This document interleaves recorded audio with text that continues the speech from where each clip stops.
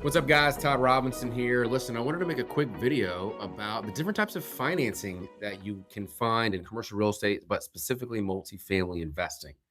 And before I do that, I want to make sure you like this video, subscribe, click on the links down below. Let me explain a little bit who I am. My name is Todd Robinson. I'm a real estate finance and investment expert.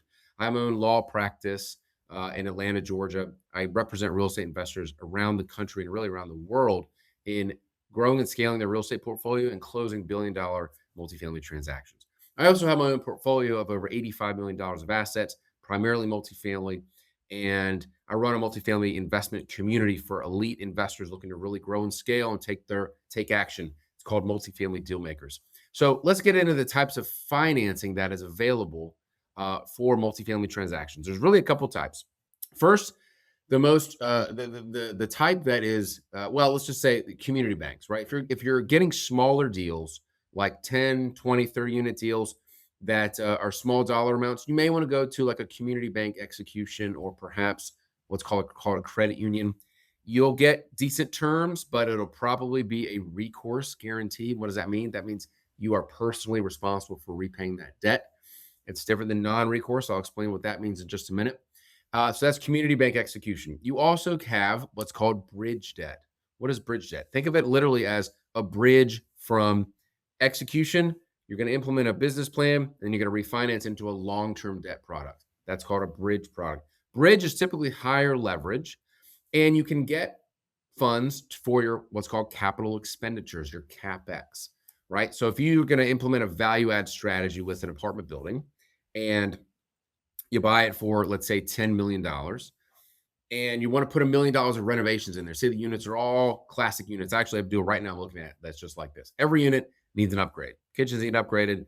Paint, we need carpet. We need different lighting. We need backsplashes, things like that. We need to improve the playground.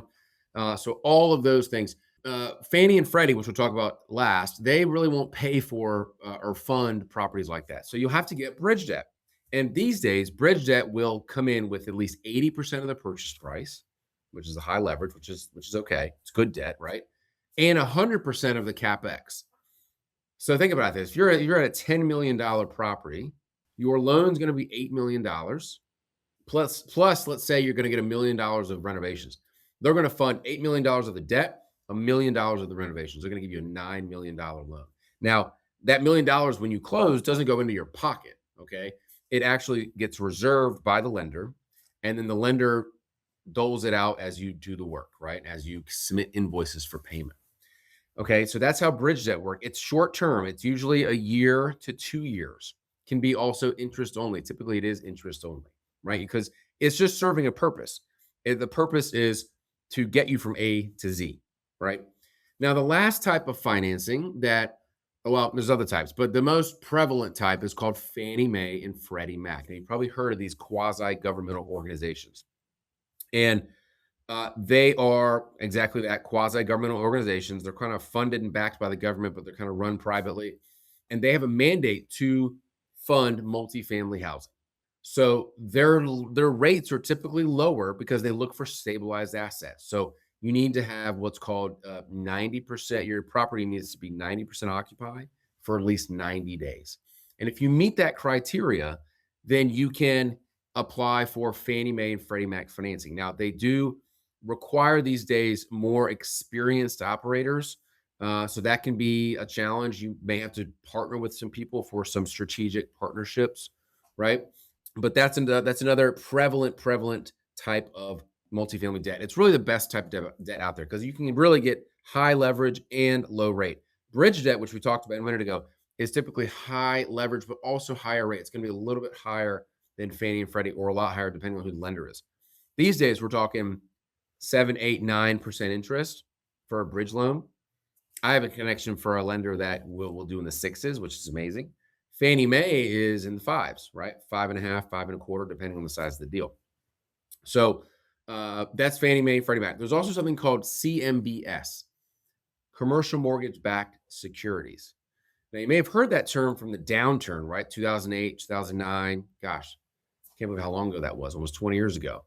During that time period, you had what's called residential mortgage-backed securities, and that is how the market imploded because those residential Basically, all those residential loans were chopped up, securitized, turned into bonds, right, or into trust instruments that were then purchased by investors, right? So each investor got a little piece of this bond. And what happened is the properties were crap, right? So back then, I remember I even got a loan back in 2008 for a condo. I don't think I provided any documentation. I think I just said, yeah, I worked here. This is my salary.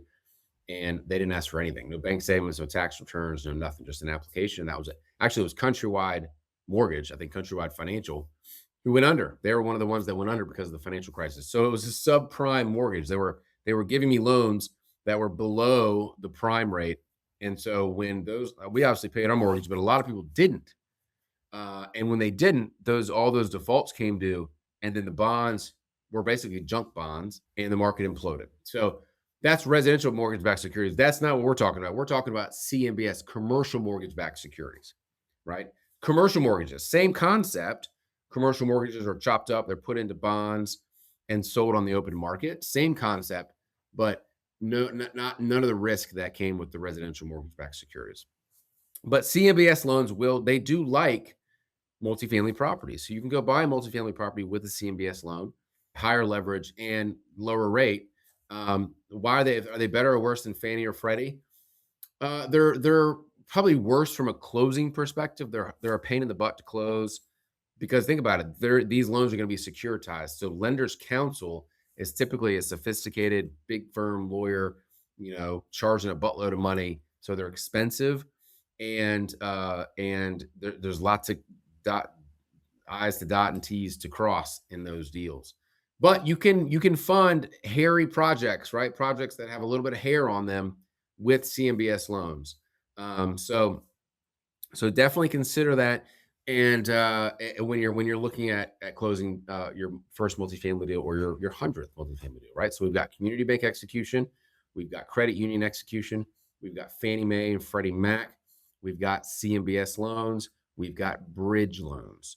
There's another concept called hard money loans. Now, you don't really want to get into that game. Hard money loans are essentially loans that are very high risk for the lender and very high interest rate. Like people who have trouble getting mortgages regularly, people who have bad credit, people who maybe have a bad history when it comes to litigation or whatever the case may be. Hard money lender will come in and they will just look at the value of the property and they'll say, this property is worth $10 million. You want a loan for 5 million. So the leverages are a lot lower because they're banking on, okay, if this borrower defaults, I don't really care. I'm going to go and foreclose on the property, right?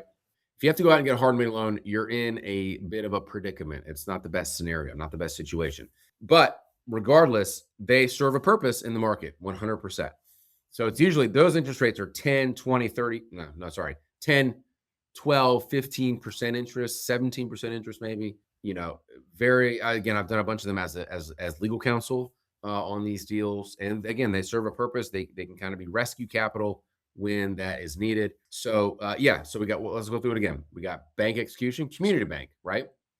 I wouldn't necessarily go big bank, Wells Fargo, JP Morgan Chase, Bank of America when you're coming, when it comes to closing these deals, because that's just not their bailiwick, right? There are some groups that have a lending platform for those multifamily deals, but they are hard. I've represented banks, those kind of banks, and their process is just so cumbersome. They have people working in all different parts of the country, and it's just cumbersome. So I would stick away from that. But community banks, right? Your local community banks will definitely do it. But again, you're going to sign a personal recourse guarantee. Credit unions, good personal recourse guarantee. Fannie Mae and Freddie Mac, non-recourse. Let me explain that. I didn't explain that yet. Non-recourse means that if there's a default and there's not what's called a bad act, okay, which is defined within the guarantee agreement, then the lender, their only recourse is the property. So they can foreclose on the property, they can sell the property, and then hopefully when they sell it, they'll recoup everything, but they can't come after you personally. Now, unless there's a bad boy act, right? Those are called bad boy carve-outs. What is a bad boy carve-out? If you defrauded somebody, if you committed waste on the property, meaning like you just neglected it, you failed to keep insurance on the property, you failed to pay taxes, you didn't pay vendors timely. There's a lot of different things that are considered recourse guarantee triggers. So it's very important if you're doing a non-recourse deal, Fannie or Freddie or CMBS. CMBS is also non-recourse, that you review the guarantee closely with your counsel to make sure you agree with all those non-recourse triggers. Because these days, as I've seen, there are so many things that are non-recourse that you sign a non-recourse guarantee, but they very much look like recourse. Sorry, everything under the sun can become a trigger. Like for instance, if there's a payment default, that should not be a recourse trigger. If there is a vendor that's in dispute that put a lien on your property and you're disputing it, that shouldn't be a recourse trigger. Those kinds of things.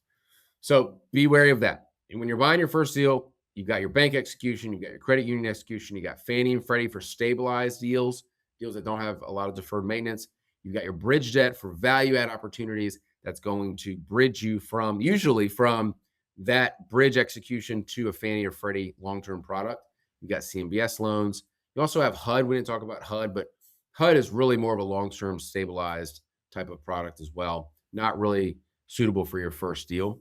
And then be wary of the recourse triggers. So that is my lesson on financing multifamily transactions. Again, make sure you hit the subscribe button, follow me on Instagram, make sure to sign up for our newsletters, and I love adding value to your feed. Take care.